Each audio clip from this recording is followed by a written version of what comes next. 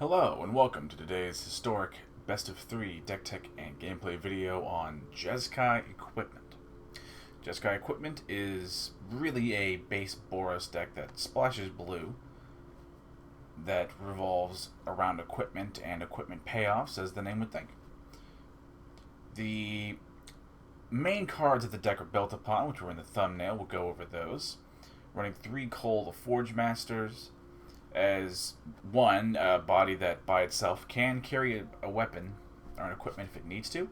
It also gives our non-tokens, if they die, it lets them bounce back to our hand, so it gives our Voltron strategy a little bit of resiliency that we like, and equipping the occasional creature token, which does happen, or can happen occasionally, giving that a little bit of a buff is fine, and the 2/2 body is fine. We're running 3 Dalakos, Crafter of Wonders, a Merfolk that lets you tap to add 2 colorless that we can spend to cast artifact spells or activate the abilities of artifacts. For example, the equip cost is the most relevant example. We can also, Dalakos also gives our equipped creatures flying and haste. Besides haste being nice in a more aggressive deck, flying is another form of evasion that the deck very, very much needs. Earlier versions that I built were more Boros based and it lacked good evasion. The third core card that was inspirational to the deck's forming was the historic Anthology 4 Sword of Body and Mind. 3 mana equipment. Equipped creature gets +2/+2 and protected from green and blue. The stat buff is nice for the cost. Protection from blue is awesome if you run against your mono blue tempo players. It actually gives you a way to win against those decks. We also have a lovely ability where if the equipped creature deals combat damage to a player, you make a 2/2 wolf and that player mills 10 cards. Not only building your own board, but adding a sort of secondary win con if you can't manage to hit through. Sometimes just milling all their really good stuff is more than enough to win the game. The next little section of our deck is the actual equipment creatures themselves. Running 3 Fervent Champions as this nice 1 mana 1/1 first strike hasty little creature, and when it attacks another target knight, which is more often than not the other copies of Fervent Champion, but not always, as we'll get to in a little bit, giving them an additional power is nice. The real reason why we super love it is that the equipped abilities you activate that target a Fervent Champion cost 3 less to activate, which is, for the most part, barring I believe 2 exceptions, makes our equipment free to equip on Fervent Champions. The next equipment creature, we run 3 Fireblade Chargers, a 1 mana 1/1. As long as it's equipped, it has haste, which is nice for turning it on late game. And when it dies, it deals damage equal to its power to any target. Helps give us a little bit of reach, and if it happens to die when equipped with really any type of sword here, or equipment in general, the ability to, at the minimum, shock, or to, like blow up our opponent is a nice touch. The next card is Goblin Gaveleer, another 1 mana 1/1 with trample, so we like when our creatures have evasion. The Gaveleer doesn't have, or the way the Gaveleer's payoff is, it just happens to get the biggest power-wise when equipped with a weapon, and sometimes, along with trample, that's what you just need, is a big honking Gaveleer with a couple big scary swords to hit your opponent. We also run 2 Champion of the Flames, a 2 mana 1/1 with trample. Again, we enjoy evasive abilities in this deck, and it gets +2/+2 for each aura and equipment attached to it. So it has sort of the same sort of perks that a Gaveleer would, but it also grows in toughness, so you can actually take trades and doesn't die to like everything in combat. We also do run a few aura cards, so that is something that the Champion of Flame can take advantage of, where the aforementioned cards don't care if you are equipped with an aura, or enchanted, I believe. So it's nice to make use of that. We also run 1 Halvar God of Battle, As sometimes it's a good 4/4 creature that gives our otherwise enchanted or equipped creatures double strike, and the ability to move around, or as an equipment from thing X you own to thing Y you own. We also like to play the Sword of the Realms, which is a 2-mana artifact that gives them the equipped creature 2 power and vigilance, which is nice for taking trades or against early on against other aggressive decks. It also gives us another Koll style effect where if the creature dies, it bounces back to our hand. Again, we are a Voltron deck, so we can be a little weak to removal options. And this is another way to add resiliency to the deck. Sorry. Next category is the equipment themselves. I'm running 2 Bonesplitters. Nice, cheap, early on to play, and equally as cheap to equip. And it just happens to make our stuff have a whole lot of power, which, while we do enjoy, like our Champion of Flame, getting more toughness, we are by and large looking to squeeze out a lot of power and win over 1 or 2 explosive turns.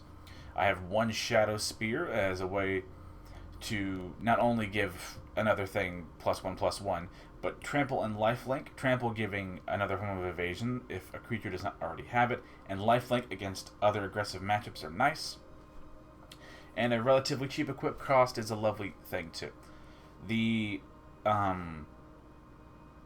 ability for the Shadowspear to turn off your opponent's hexproof and indestructible won't come up a whole lot, but really you'll see a Heliod say every once in a while, at which point a Shadowspear is nice for that.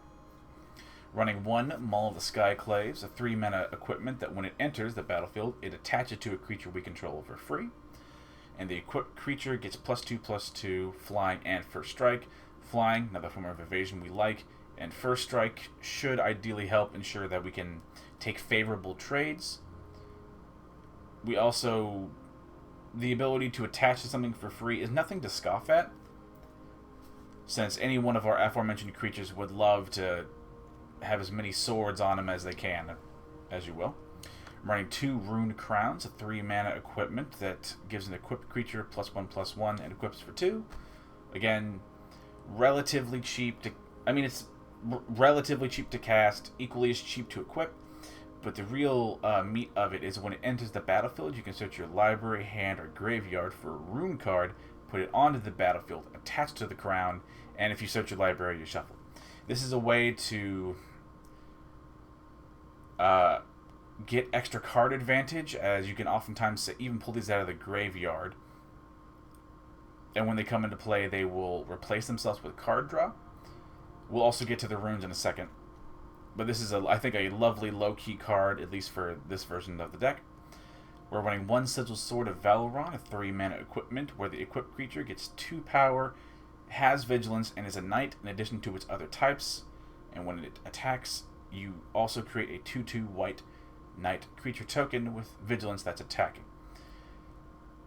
Again, on curve really for the cost, and equally as expensive to equip, but that's fine. We enjoy giving our creatures more power.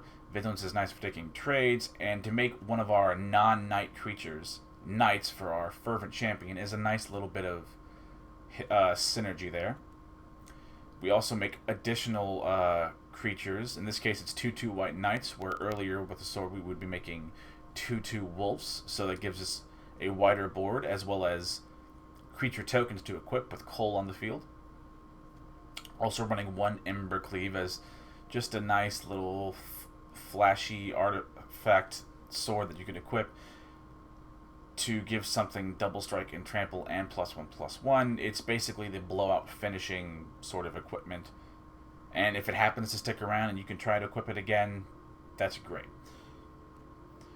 For our sort of card draw engine here, or the miscellaneous section, we'll talk about the runes. I'm running 2 of each of our colors, so 2 Sustenance, 2 Flights, and 2 Speeds.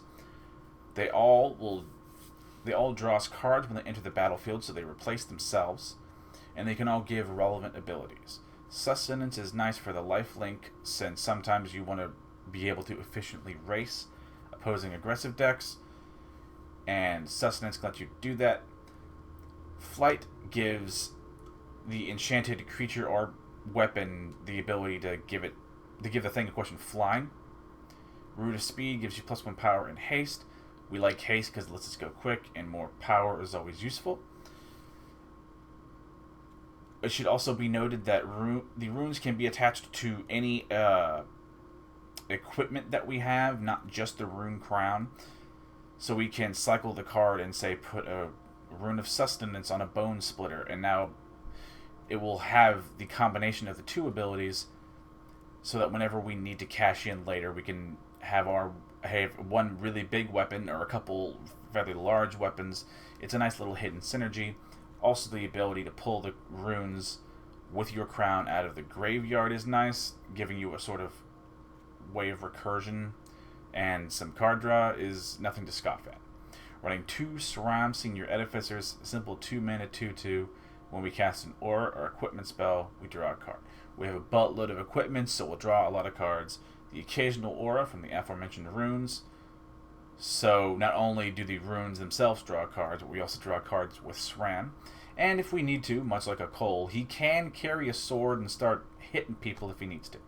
Also running 1 Whirlwind of Thought. We do have a relatively modest, or a good selection, maybe modest is the wrong word, of non-creature spells in the form of all of our weapons and all of our runes. We only run 1 though, since this is you want to ideally play this late when you're out of cards and you only have like this and say 1 non-creature, so you can start to slowly reaccrue value. Lands, this is a base Boros deck, so we're running 4 Sacred Foundries, and we're just running 2 of the other versions. Running 2 Axgard Armories as a way to draw 3 cards, basically. 2 to 3 cards on a land. 2 cards coming from getting the aura and the equipment, and in this case the auras will always be runes, so we can get another card when the rune enters play. And I think paying 4 on a land and sacking the land to draw anywhere from 2 to 3 cards is a nice sort of fit, and it's appropriate for the theme. Also running 2 Triomes, obviously very nice just for color fixing, and if we need to cycle it away late game we can. Running 1 Blinkmoth Nexus as a sort of backup option should our opponent just continually answer our normal aforementioned creatures. We can just play a Blinkmoth and start for 1 mana, just making it a 1/1 creature with flying, at which point we can then activate and attach all of our myriad of weapons to the Blinkmoth itself. Running 2 Fabled Passage is a form of color fixing.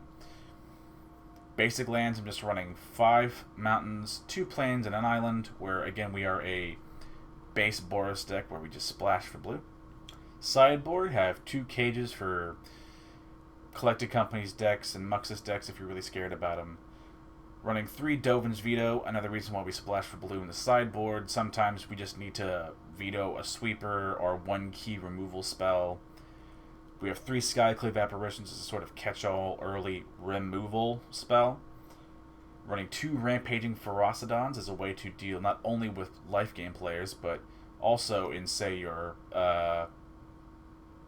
Coco decks or your Elf decks or whatever, or your Muxus decks. This is a way to potentially turn their game plan against them. We run 2 Wraths because, let's be honest, there are enough sweepers in the format that sometimes you just need a Wrath in the sideboard, which is normally a bad thing for our creature-based deck. But again, with our earlier mentioned Blinkmoth Nexus backup plan creature, we don't mind playing a Wrath as much, or we don't mind losing our own creatures to our own Wrath.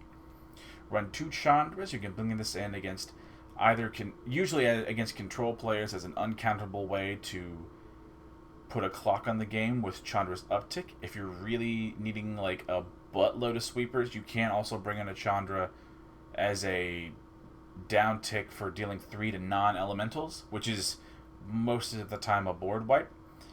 Again, it sucks to lose our own creature, but we just, again, talked about the Blinkmoth plan. I'm also running 1 Heliod's Intervention as a form of mass artifact enchantment removal from on our opponent's side, or a way to just gain a buttload of life. And that is the abbreviated deck tech for Jeskai equipment. We will go into game number 1 right now. Game number 1 of Jeskai equipment.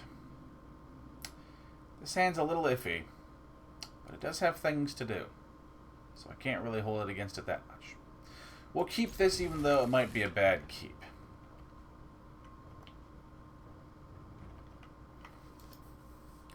See what our opponent does. They did mulligan, so that's good. Forest and nothing. We'll go ahead and play the Triome first. We might just play a Koll on turn 2 to get some early pressure on the board. A Druid of the Cowl, eh? Huh. We'll go ahead and shock the Foundry in, and we will keep with the original plan. This protection from green on the Sword of Body and Mind would appear like it's going to be very useful here. Druid of the Cowl's a weird one. I mean, it's just a good budget choice for like a 2-mana ramper. But you're running snow. Mono green snow, I guess? I'm down. We'll go ahead and play the plains and... Well, hold on. Let's see. If I play Dalakos this turn... I would be very surprised if a mono green snow deck runs removal. So we're going to play Dalakos this turn so we can play the sword next turn and equip it using Dalakos. I'm not going to attack since we don't want to just lose our creature for free. That would be silly. Our opponent might run some sort of fight kind of removal here, or Primal Might maybe.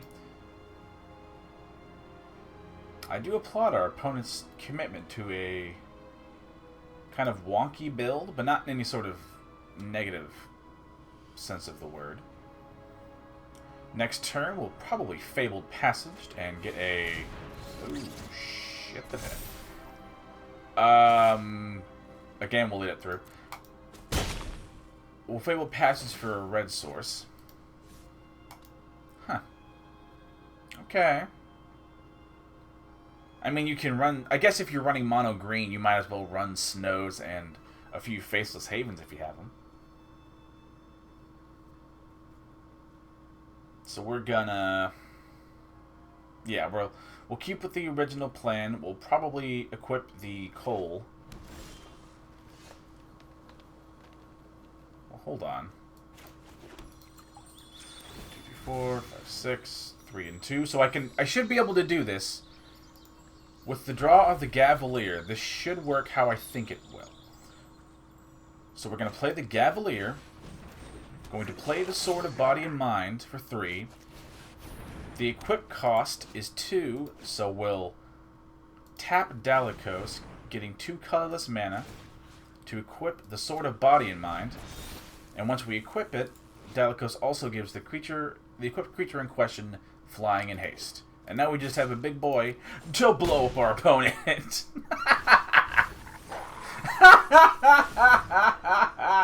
Booyah! Get fucking wrecked!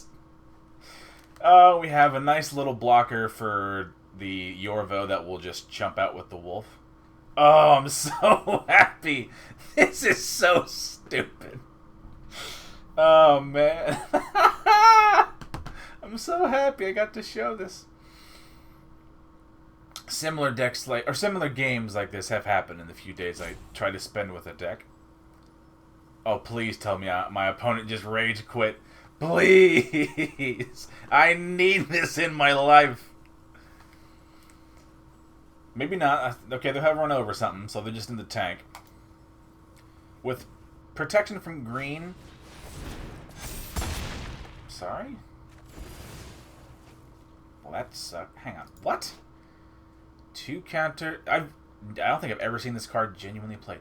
Choose 1. If the spell was kicked, choose any number instead. Let's see. Counters. Target player gains X, where X is the biggest creature. And target creature... Okay, that's fine.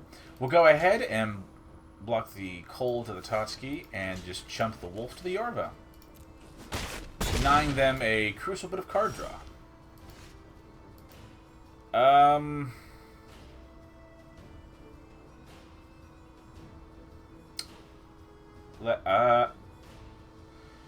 go to 5 next turn. So I should be able to... We'll just go search for probably another red mana to avoid something weird going on. Okay, so it costs 6. Costs 1 less for each attacking creature. So we're going to attack with both here, and then we're going to attach the Embercleave to the Gaveleer. And the double strike will make the sword trigger happen twice. Milling 20 cards and making 2 wolves. Yeah!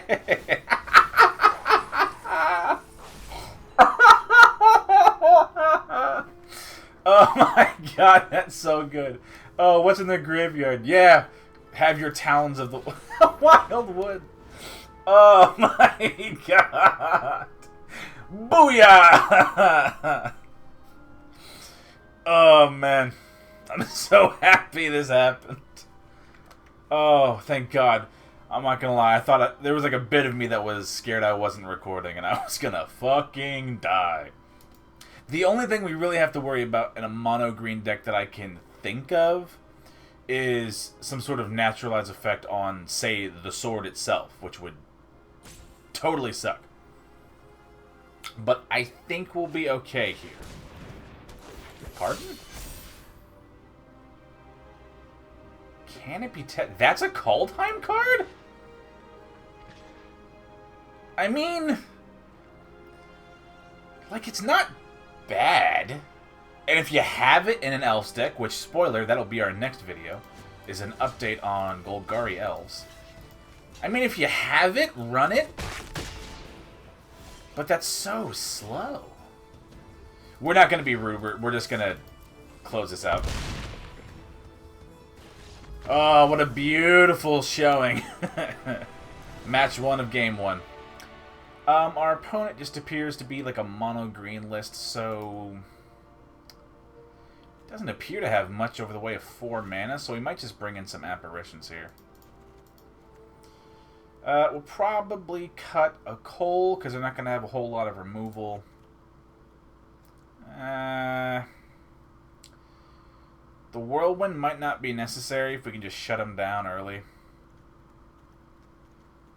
Maybe... we'll get rid of a Sram. I don't think we're going to need a whole lot of card draw going against a mono green deck whose sole card draw source is probably that Totski. I think we just need to catch and have a good hand early on, and I think we can take this game pretty easily. That's the plan anyway. We'll, see how well that works. Opponent chooses.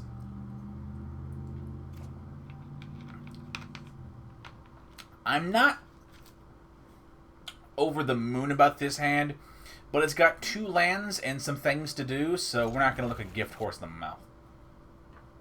Maybe if we, draw, an untapped land, this will be better.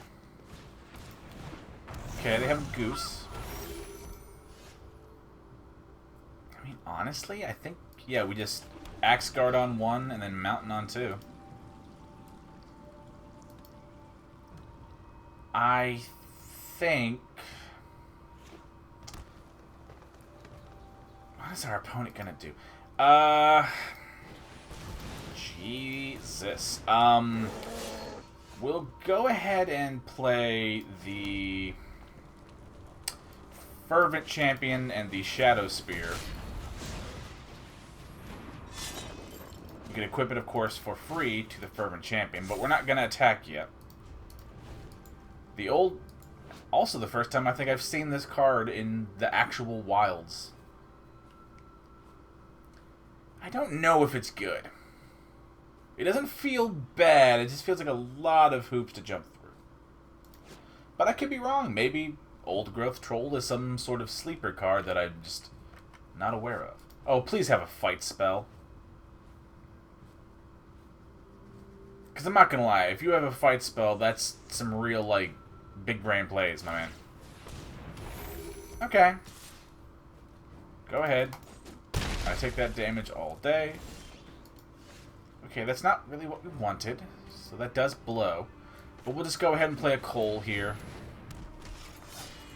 We can afford to start trading in with our Fervent Champion, where our own lifelink does at least buy us some time, if nothing else.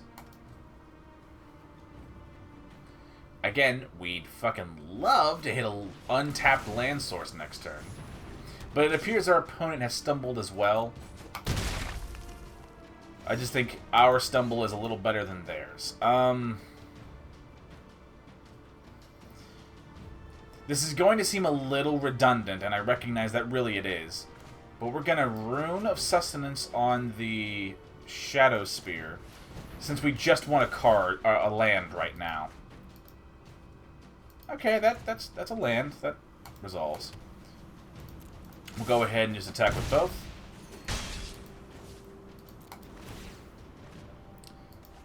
Now, next turn, I believe the correct course of action is to play the Sigiled Sword and attach it to the Fervent Champion and just start swinging in. Another food from our opponent. Okay, they've really bricked. But I'm not gonna lie, I'm not that big a man. I'll take a win I can get at this point. Again, look for red sources ideally, since we are a base red deck. Go ahead and attach it to the Fervent Champion for free, and we'll just play the Gaveleer as a blocker if we need to. Fervent Champion attacks, and we'll attack with Koll.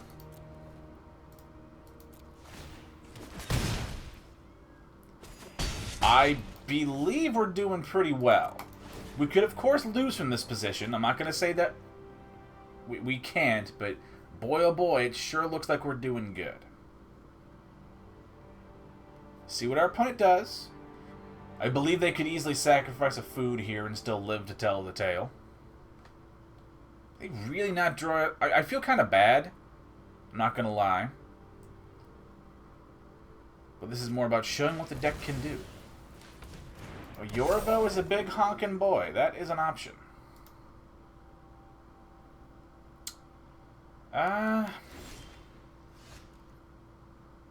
Is that game?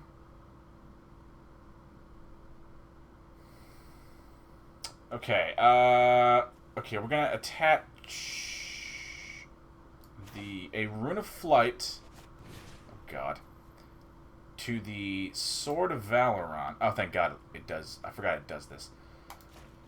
We'll attach a Rune of Flight to the Sigiled Sword, giving our creature flying. Then maybe we just... We'll play a Sword of the Realms as just a little non-assuming thing. If we attack with our whole board, we attack with the 4 here, 4, 1, 2, and then 3 from the Fervent Champion. So there's 2 blockers. You're not helping me, game. I believe we win because the generated Knight token will give us a sufficiently wide board where blocking won't matter. We hit with 4 in the air no matter what. Our 2 biggest hits, he can block a 3 and a 2, leaving another 3 to get through. So I believe we win. Unless there's some weird, like, fog effect that I'm not thinking of that convoke one, but I believe that's 3 mana, so he couldn't even convoke it out. Be polite to our opponent. And to their credit, you should think this out. I mean, I'd probably like sit here and try and piece it together myself.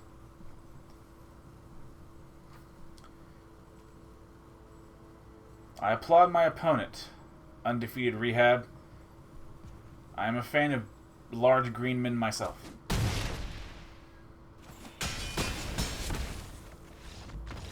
It's a pretty good game number 1 for Jeskai equipment. Now on to our final game of the night. Game number 2 of Jeskai Equipment. We'll play first because we have a brain in our skull. I'm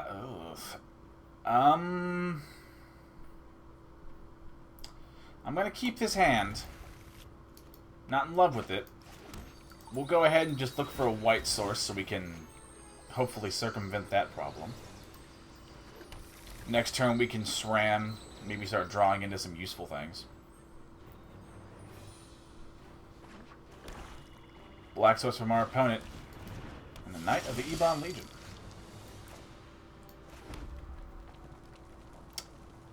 I believe we'll still cast the Sram. I do believe that is the correct play right now. See what our opponent does on turn 2. Can't really tell what our opponent is because Knight of the Ebon Legion is just a very good 1-drop in black. Rakdos from our opponent. Fire Prophecy. Ooh la la. Alright. I mean, it sucks to lose a Sram, but I'm down.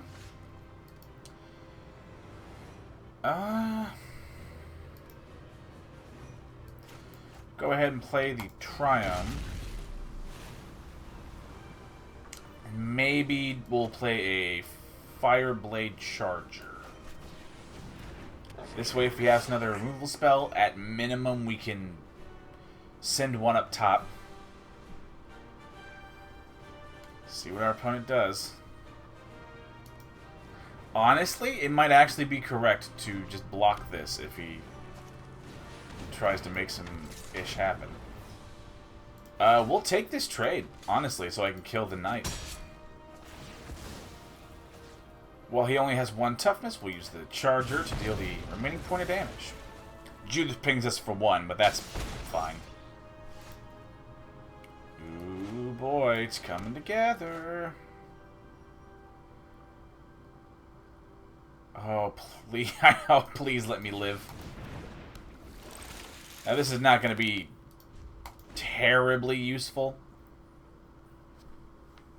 Next turn, we can... Okay.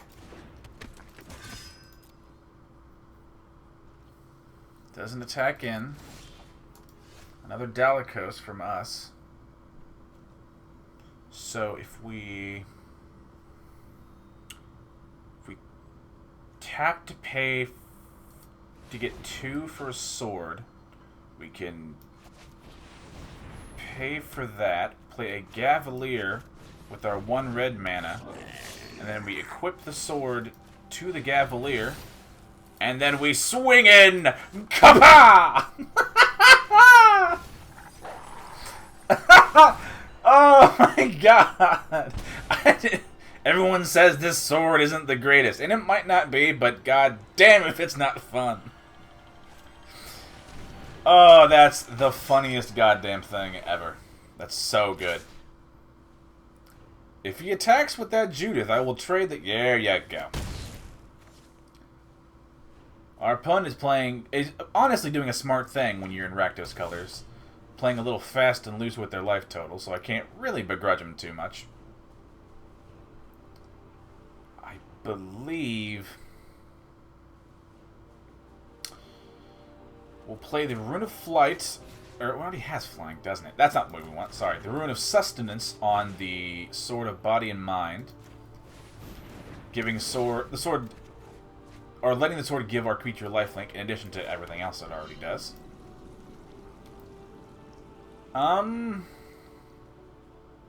We might just Rune of Flight our Dalakos and just start going over the top. We could do. We can also swing with our wolf since they can't really take a good block here. So we'll just swing out with the team. Wow, Jeskai Equipment. Our deck is having a very good showing. It might still be correct to block here. The only question is, what do you block with? It might be actually correct. If I was our opponent, I might actually sacrifice a Stormfist Crusader, since I would be getting what I would consider a little low. Wow, they just take all of it. Demonic Embrace and a buttload of cards in the bin, and they go to 3. I mean, it's a thing you can do. I guess like a sweeper would suck. Okay, Death Shadow.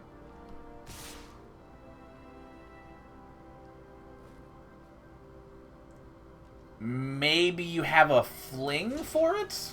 Is the only thing I can think that would kill me here.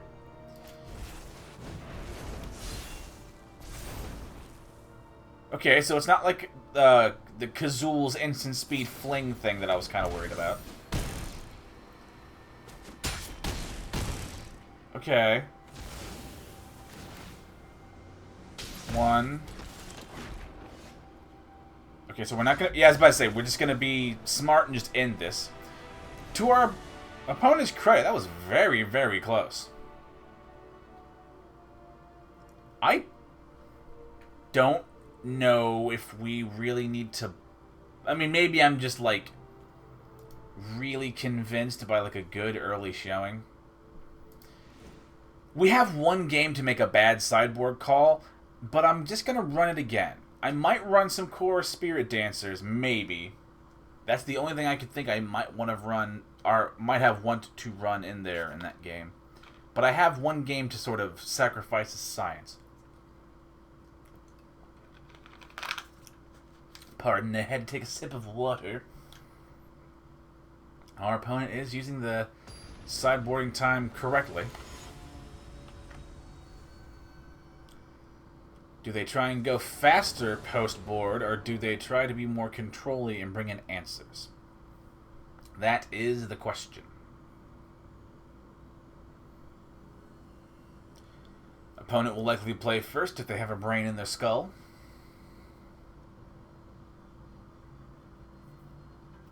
Of course, we shall see.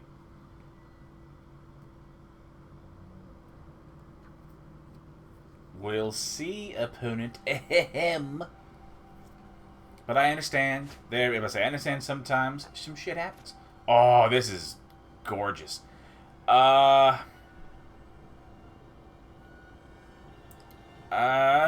mean, it's a good keep. Sorry. This is great. We have a Fervent Champion on 1 and a buttload of things to do on 2. I'm more thinking of how I'm going to space out, or how I'm going to, like, do the... Ooh, that's very unironically spicy. Okay, that's actually kind of kick-ass, I'm not gonna lie. A way to give your Death Shadow, like, haste and trample? Yeah. When it comes down on land, very nice. A buttload of land. Oh, ooh, okay. Okay, we're gonna play the next Fervent Champion. Let it be known that this might be the wrong thing to do if they have removal. I totally acknowledge that it probably is, really. And I imagine this is what our opponent is getting priority for. Even if he kills whatever... Yeah, the correct move is to wait until combat so I can't re-equip the weapon. Of course, at least the combat buff goes through. Maybe they have another footfall to cycle, maybe? Because that was a lot of... Really, that... I mean, I guess you could just full control it and bluffed. Black Source. I see a kill spell in my future.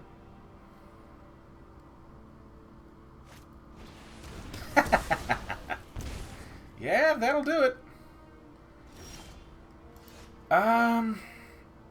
Honestly, I think we're just gonna... play a Steam Vent and a Koll. Attempt to hopefully attach the Bonesplitter. But for 1 red mana, I mean, you could run a Shock, but I'd be very surprised if you did. Now our Fervent Champion has a little... what's this word? A little bit of sturdiness added to him with the Koll's first ability. See what our opponent does. Even if they manage to sweep it, we get the Fervent Champion back, and the Bonesplitter stays in the battlefield.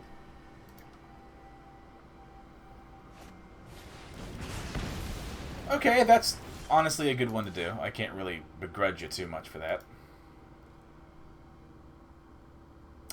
Can I... I don't think I can kill him, but boy oh boy can we get close. Okay, so the question is, how do we do this? We're gonna... Okay, no matter what we do, we Rune of Speed the Bonesplitter, allowing the Bonesplitter to also give haste. The only question is, what do I equip to it now? If I play the Gaveleer, it goes 1, 2, 3, 4, 5, 6... We're gonna actually... I want to be greedy, but I believe the safe conservative play is to play the Charger. That way, if it dies, I can throw the damage at our opponent here.